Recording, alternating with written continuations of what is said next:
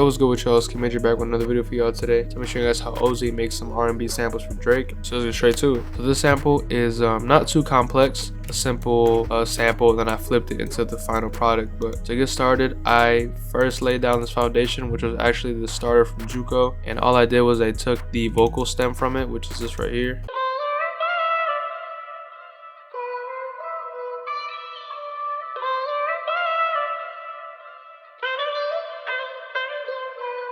Now, knowing Juco, I know for a fact that this vocal is from Splice. I guarantee you just go on Splice, search up R&B vocals or any type of female vocals. You can find them in there. What I added to the vocals is this EQ where I literally just filtered it out, just left some of the mids, and then I had this ambience reverb. Next, I added these three elements. I added 2 contact pads and then a bass. So I went to contact and I pulled up this Teletone audio bank, and I pulled up this Don't Try to Control It preset. And then on top of that, I also layered it with this Contemplation preset. Now the way I did that is I dragged both of them onto the contact, and then on the second one, you want to go to this MIDI, click it, pour to A, and then put it on 1. All I did for the second one is I raised it up an octave just so both leads will not clash together and one's lower and then one's covering the higher octave. And then we go on to the MIDI.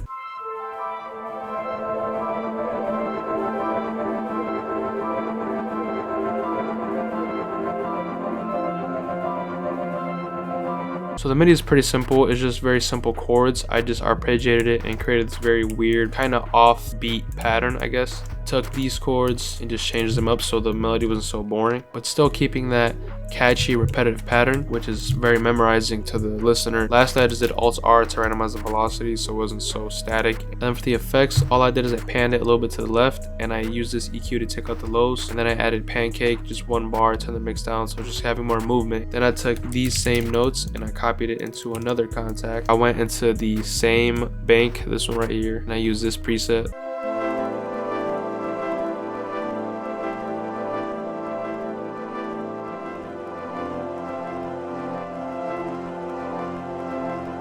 So I just use the same notes, and then for the effects on this one, similar effects. I use EQ to raise the highs, also to bring down the lows. Another EQ kind of tweaking with the mids. The same pancake from earlier, it's just I put it a lot faster at 1/4. And then this crystallizer with the blue box sub octave preset. And it's just giving it a lot of textures in the background that are a lot higher octave, filling in those empty spaces, making it sound more full. And then I pan this one to the right so it will not collide with the first contact. Next, I added this bass on top.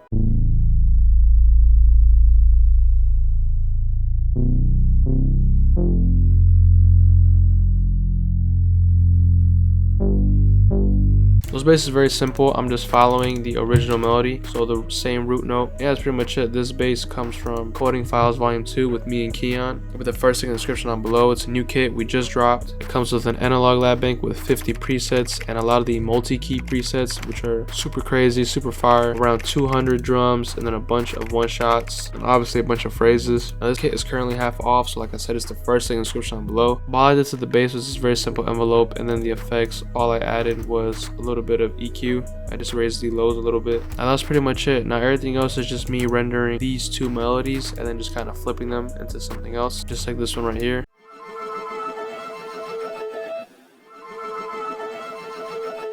Now the way I got this recording right here is I took the first melody. Every time I would pause the melody, it would have this cool glitchy tail to it.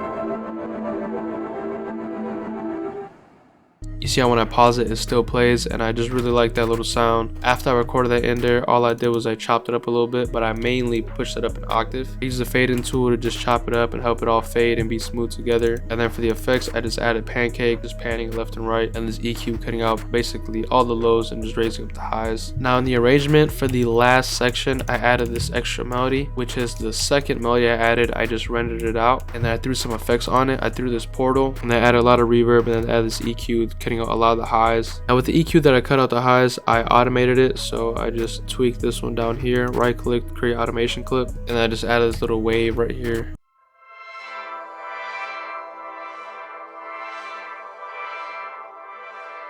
When it comes to these samples, textures and accents and just these like small details are very crucial for these samples because it fills in those gaps. It makes the whole sample very full and come to life. And then the very last thing I added, since I felt like the second half needed a switch up, but I didn't want to add an extra melody, I just went onto Splice and I added this synth pad chord.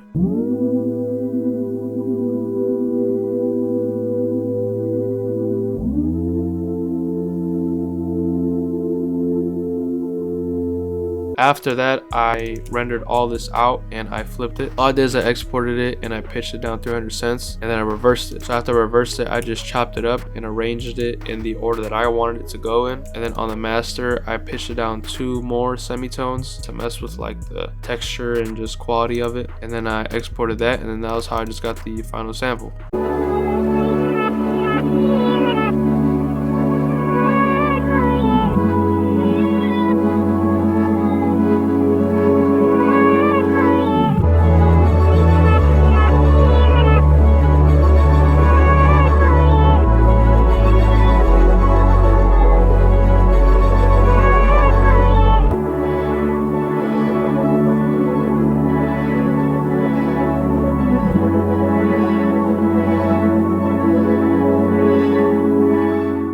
So yeah, that's pretty much it. Like I said earlier, what makes the sample really good and high quality is just the little details, little textures that are filling in the gaps in between. If you're in need of new sounds, if you want a new analog lab bank, new one-shots, drums, phrases, vocals, whatever, Coding Files Volume 2 with me and Keon, first link in the description down below. 50% off for a limited time only. The kit is literally almost 2 gigabytes. If you guys want a 2 gigabyte kit, 50% off, first link in the description down below. Go cop right now. I appreciate you guys for all the support. If you guys enjoyed and learned something new, make sure to leave a like, comment, subscribe as usual. Hit the bell so you don't miss any more videos. Follow me on Instagram, be on the screen right now. And yeah, I appreciate y'all for the support, and I'll see y'all in the next video.